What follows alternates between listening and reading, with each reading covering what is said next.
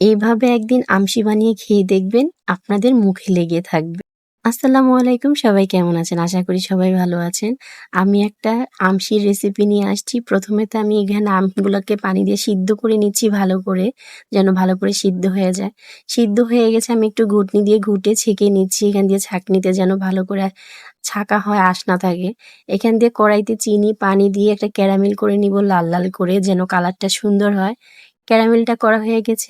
এখন আমি ছেঁকে রাখা আমগুলা দিয়ে দিলাম মরিচ, লবণ দিয়ে ভালো করে নেড়ে নিচ্ছি।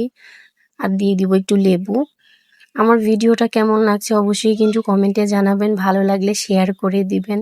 আমার পেজটা ফলো দেওয়া না থাকলে অবশ্যই ফলো দিয়ে আমার পাশে থাকবেন।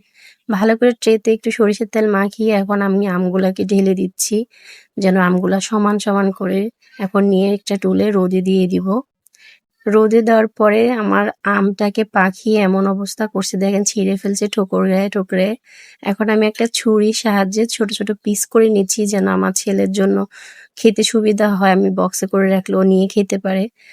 দেখেন মাশাল্লাহ কত সুন্দর হয়েছে।